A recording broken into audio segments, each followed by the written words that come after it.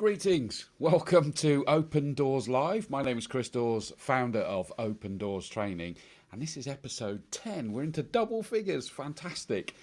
I hope you've all had a great weekend. And today's show is, I almost wanted to put the title as something like, a dog is for life, not just for Christmas, but it's presentation. It's a skill, not just for presentations. So I've always battled with what I should be calling it. Is it public speaking? Is it presentation skills? Is it communication skills?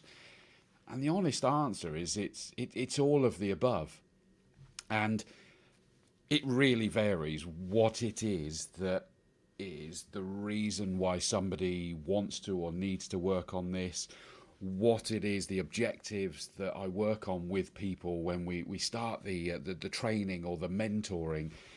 And that's probably another reason why I absolutely love it. For me, it's where the name Open Doors Training came from. And yes, fine, it's my surname, but it is about the fact that it is a skill set that is not only used in countless areas that we'll cover some, but achieves countless things.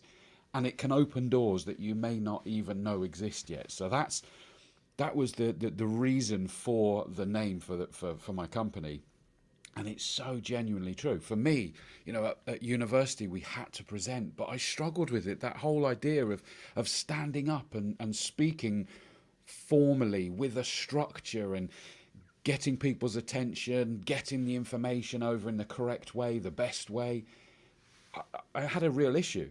It wasn't that I was a shy person because I'd be holding court in the pubs. But once it was a structured thing, I had an issue. So I kind of went into myself to work out what I was thinking, what I was feeling, and how I can trick my mind, all of those things, and how I can give it more structure. And then I've worked on that over the years because after university I went into business, into sales and marketing, and I was presenting IT solutions, either in meetings or massive, great big presentations. And I was able to take myself on a journey of what I was trying to achieve. And I still do it now when I'm delivering training and presentations and even things like this. And the journey that I've had with people of what it is they're trying to achieve is so enthralling. It's really, really impressive. And quite often it also has it where their original remit might be one thing, but all of a sudden, once they're working on it, they're going, well, actually, this can help me with this can help me with that. Or we speak again some weeks, months, whatever, further down the line. They'll go, wow, do you know what? It's actually helped us with this as well. Especially when I work with groups of people within an organisation and they're all maybe different departments, is to see the variation of what they're going to get out of it. So I just want to delve a little bit because even for yourself, you might kind of go, wow, okay, that would really help me with this if I applied those skills that I have or that I want to work on in presenting can actually help me here, there, or anywhere. Now, yes, it's obviously presentations, standing up, giving presentations, or seminar presentations. Of course it is. It does apply to that, but not just that. What about in meetings? Think about it. You've got to speak up in a meeting. Or how many times have you been in a meeting and, I don't know, let's say there's 10 people in the meeting. And you suddenly realise, and if you haven't done this yet, do it in future meetings, realise that actually there's one or two people that aren't really participating. They aren't saying anything or they aren't saying a lot. And yet think about it, they're from a particular department. They are working on particular things. They have particular experiences and things like that.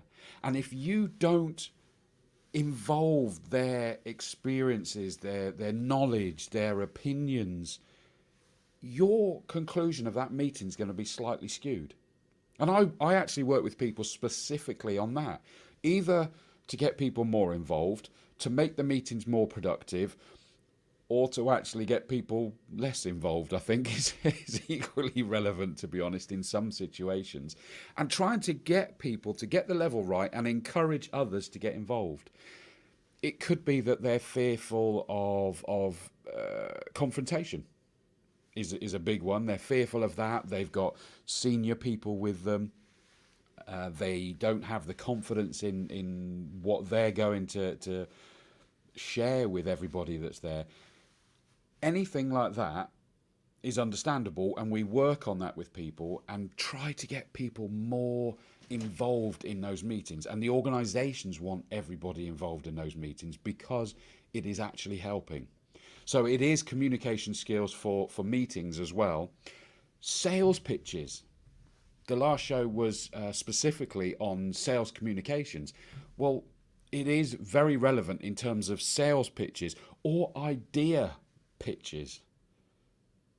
I've used an example that I had someone telling me that they had to almost pitch to the board of directors when for their department they needed, whether it's as big as investment, or whether it's operational changes or reasons for why something didn't go quite to plan, whatever it might be, they are pitching. And so you need to still give it the structure. If you have an objective to get at the end of this request, this pitch, you need to give it the time and thought to make it structured, to make it punchy, to really communicate it in a proper way. So all of the things that we cover in our public speaking training is relevant to pitches, whatever that pitch happens to be. That includes motivational pitches. It could be that you need to really motivate the troops, the staff, the team, the department, the whole company, whatever it might be. And you need to give it the same structure as if you were giving a sales pitch, because you kind of are selling to them, aren't you? You're trying to get them to buy in. So even, motivational pitches, and you might have somebody that is a manager or a director or even a CEO. I've worked with CEOs that are kind of like, well, I'm an expert in this, and that's really how the company came into existence. But I'm not great at really rallying the troops or getting the information across, or I go into too much detail, I need to step it back. And we work on specifics like that. So it very much is a varied thing in terms of pitches, and that is something that we do a lot on. Even if it's via webcam. Now, obviously, I'm via webcam now. I think we all agree that we've had almost death by webcam over the lockdown period. The pandemic forced that on us, and I genuinely believe that it's going to stay. Face-to-face meetings has returned and will increase, but I think there's going to be a huge appetite that suddenly says, well, we can save money, we can save the environment, we can save time, we can increase productivity by, instead of suddenly travelling halfway up the country for a meeting and then back again, and there's half a day or the whole day, is suddenly you're able to have multiple meetings, or you have a meeting, you go away, you do something, you can jump back onto a meeting even the same day potentially. It won't replace the face-to-face completely, but suddenly out of those, 3 meetings, 4 meetings or more over the course of a pitch or a project, whatever it might be, is that the first one and the last one or something like that might be face-to-face, and the rest of them via webcam. But people aren't fully comfortable with that whole idea, because all we've got is this lens, and it's about changing the psyche to suddenly go, well, that's the eye contact. This right here, sorry if I'm poking you in the eye, but that is the eye contact, and you almost have to have this change of way of thinking. I have to do it when I'm doing any pieces to camera, is that you just imagine that those people, I imagine that I can see you watching me. Put that down, you out there. Cheers. But via webcam, it's still giving presentations. And we also work with people in terms of using the video conferencing solutions to the best way. So I suddenly want to share a document, a video, an audio file. I want to show my software or whatever it is that you need to demonstrate. And thankfully, I'd been doing that for Oh, crikey, decade and a half probably, because our software in my previous role, we had international clients and partners, and so I would be demonstrating via webcam. So thankfully, this was just a kind of, oh, I need to do more of it that way rather than that way. But to be able to help people to feel a lot more comfortable via webcam and video conferencing solutions, it really helps a lot. Presentations, meetings, even providing training. And that was a new one for me this time, because I had to suddenly be providing my training last year via webcam. And I used to make a joke that actually, other than the fact that you can't throw things at me, it's the same. You are able to make it the same. If you convince yourself, no, it's not got the same oomph, the same connection, and you kind of just downplay it a little bit, even unintentionally, well, guess what? That's how it comes across. So by actually giving it that maximum oomph and really engaging with your audience, really exaggerate your enthusiasm, you're still going to connect with that training as well. Of course, we talk about, I said at the beginning, presentations and seminars, of course, being the biggest presentations that we tend to do. Well, of course, webinars is an even bigger word these days, isn't it? A buzz phrase. And to be able to do webinars is a big thing as well. So we work with people to be able to deliver a presentation as they would be comfortable doing face-to-face via webcam as well. It's important. I've always said that seminars and webinars are your best way of sharing your knowledge with an awful lot of people at a time. People will go to seminars because they're interested. I'm not in the marketplace. I'm not letting you into my business as a meeting to try and sell to me, but I want to go and listen to this and be educated, get up to speed, be updated, whatever it is. And that is your opportunity to have this wide array of people from different organizations, different industries, to share your knowledge, to share your expertise, to share your latest information. And even if it's not something right then and there that they go, I have to have that, they have been informed, they go back to their daily operations, and something happens a day later, a week later, a month, a year, whatever it might be later, and they'll go, do you remember that seminar we went to? That would have been really helpful here. This would have stopped that from happening here. Always had a phrase that my old man taught me was, if you don't tell, you can't sell.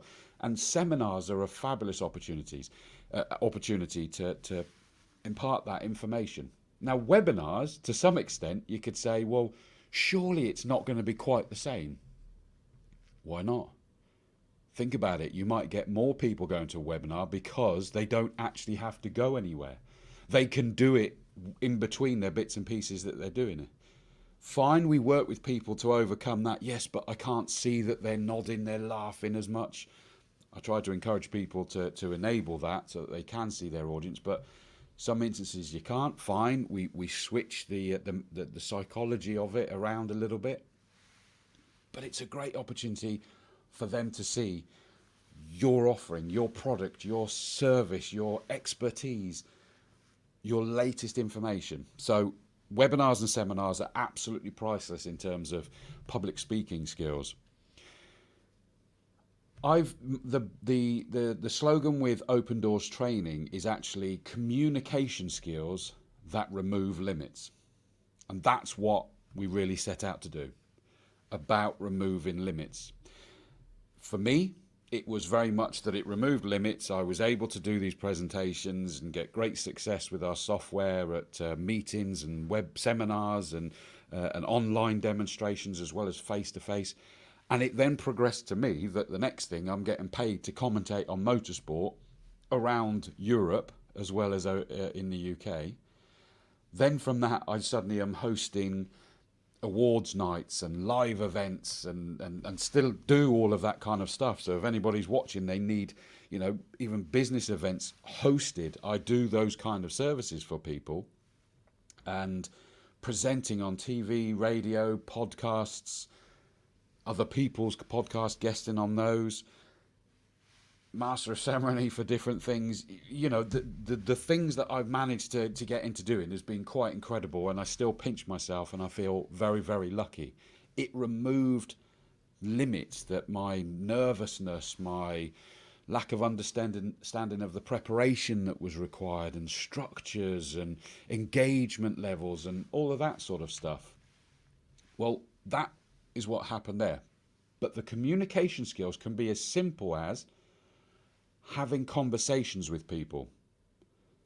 Now, I've had people use it, you know, the training even in their personal life, and that's great. I feel very touched, and I've had some lovely, lovely emails that were really quite emotional, where they fed back the difference that it has made to their day-to-day life has been significant, and I absolutely adore that, because it did start as a project of passion, this, for me, because I wanted to help people, and it still resonates with me when people are able to help their life in general, not just in terms of career progression, but just their personal life as well. But bringing those together is one that comes up very often, is about when you've got to have that a difficult conversation, and it becomes a real struggle on how am I supposed to deal with this. I've got to have, whether it's, I don't know, whether it's a disciplinary, whether it's somebody's come with a request and you've got to knock it back, but you need to knock it back in a positive way, whether there's decisions are being made with the organisation that people could misinterpret. Because it's not just about having that difficult conversation, it's making sure you're having the right conversation. You know, you are sharing the correct information in the correct way, etc. Jonathan Tennant, were you down at Brands Hatch at the Italian Day? Absolutely, that was me, sir. I take it that means you were down there. Great event. I absolutely adore doing that one. And I'm down at Brands Hatch this Saturday and Sunday as well, and in Castle Combe on Monday commentating. So thank you for your comment there. You see, you can put your comments in, and they can come up on screen. So thank you for that, Jonathan. And another one is taking it further from meetings and presentations is conferences. And thank you very much, Jonathan. Hugely appreciated. I love that one because it's entertainment as well as commentating, isn't it? We have a real giggle with everybody. So thank you, Jonathan. Much appreciated. I do enjoy myself when I'm doing that. Sorry, conferences. Now that could be, you know, conferences for your industry with potential prospects. Is that a stupid phrase? Potential prospects? I think they're just, prospects are potential customers, aren't they?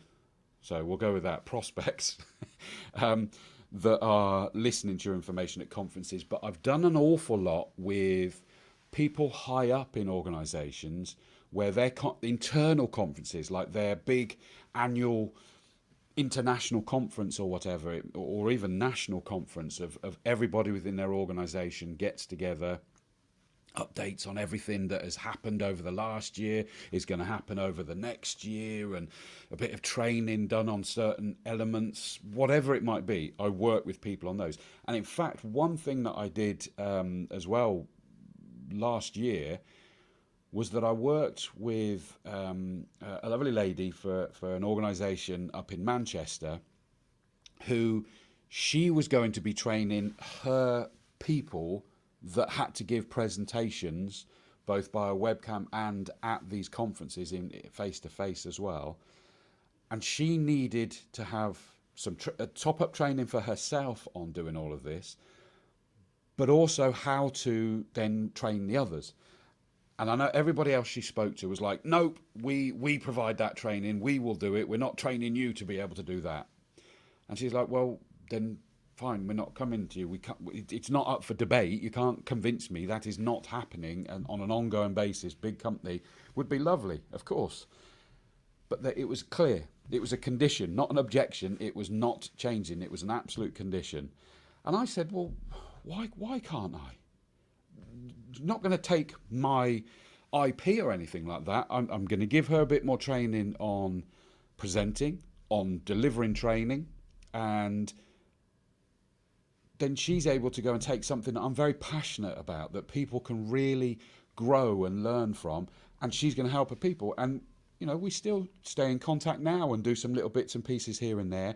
And it's really, really nice that she's been able to do that. So I train a lot of trainers. In fact, training's one that comes up somewhere. I think I've flipped over that. But training delivery, internal, for your products or services, or training that you can sell. It's another area of this. So that kind of spun on from conferences to training, because there was a link up for a customer last year where it was training people to present at conferences. And I do a lot of that, and she did that with her people. Similar vein, but sometimes a lot more specific, is exhibitions and trade shows. And I worked with an property insurance organisation that would do a lot of industry-specific trade shows.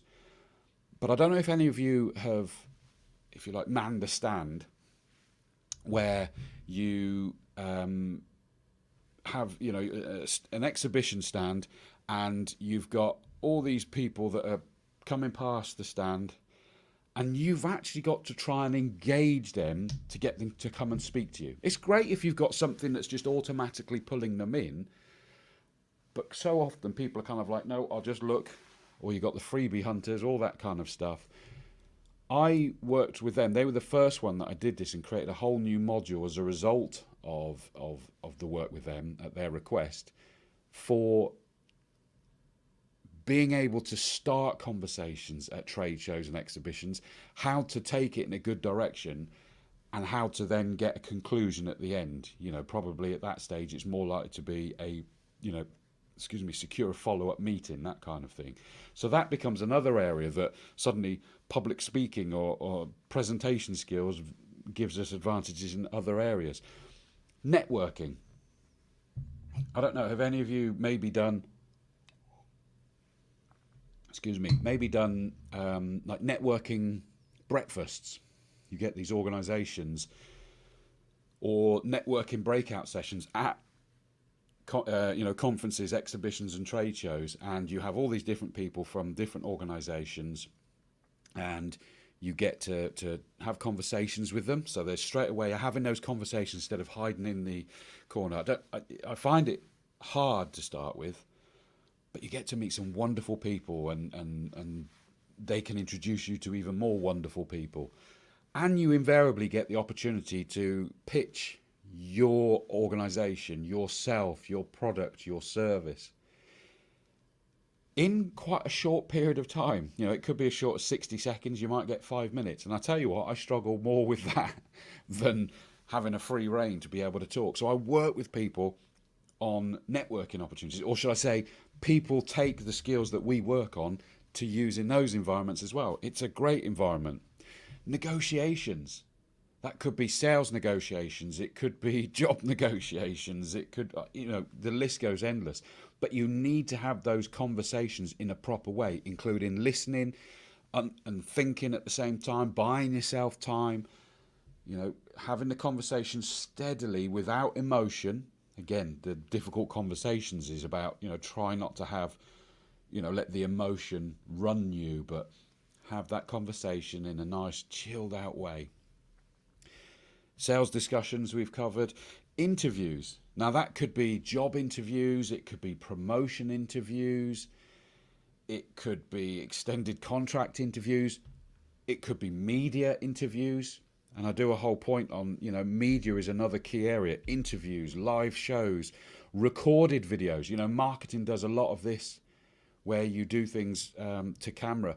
Podcasts, so maybe it's just audio rather than audio visual.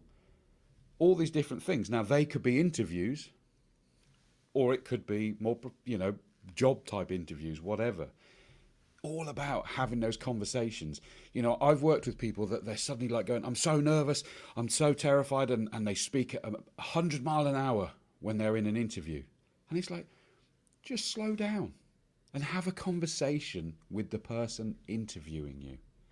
Hopefully that person interviewing you is good enough to also be having a conversation, which incidentally, I also train interviewers as well as interviewees, because you're going to get more out of it if you make your interviewee feel more relaxed and take it into that conversation space rather than, right, I need to tell you this, and this I've done, and I know that, and I've done this. Just calm down, slow down, and chat about it. Speeches, a little bit different to presentations because they tend to have more of a script. I'm very much about encouraging when you do presentations is step away from a script. Have key bullet points that you want to cover and then wrap it in the sizzle that comes to mind that time. But with a speech, more often than not, it's going to be a bit more scripted. So we might work on how to read a script or how to maybe not fully, word for word have it, but to remind you you're going to talk about this, but a bit more than just bullet points, or read ahead and speak rather than read speak. And that could be, I've worked with people on like best man and what have you speeches, father of the bride, and groom speeches as well. But professional speeches, they stand up at things such as conferences or whatever, and it's more of a speech than a presentation. And it might even just be a short one, but they needed to be punchy. Crisis management communication was an interesting one. And that came to me with someone saying, look, we have situations where the proverbial hits the fan. We need to communicate that with internal and external people as quickly, as efficiently, and with the right tone, whilst we're potentially inside. Like the swan, serenely across the top, but their feet going 10 to the dozen. So they're not quite relaxed, but they've got to portray themselves as relaxed. So I ended up having a whole other area that I work with people on crisis management communication as well, and able to team up with a PR lady as well, so that we can not just have my experience from the communication, the actual communication side, but from the delivery, the outsource in terms of a PR message and PR sources and things like that. So that just added a really interesting additional element to it as well. In terms of the where, we've also got the why. What could you achieve? Motivation, justification, explanation. There's a lot of shuns there, isn't there? Recognition. It is about people being able to recognise how much you know, how passionate you are about things, how enthusiastic you are about things, how well you present what you know, etc. as well, how well you can train people and engage with people. The only way you're going to get recognition is being heard. If you're silent, you can get overlooked unfairly. So recognition is a big one for me that could lead on to things like promotion, more sales, bigger sales. It helps teamwork. It helps innovation. Both of those for me, in teamwork and innovation, if you don't communicate with each other, it isn't going to, you're not going to get the results you deserve. And so it's critical to communicate. Take innovation as an example. It's something I love the notion of. Things are not invented invariably by someone. We see the cartoons of someone waking up with the light bulb above their head and that eureka. Doesn't often fully happen like that. They might have a eureka nucleus of an idea, but it's then got to be expanded and everything else.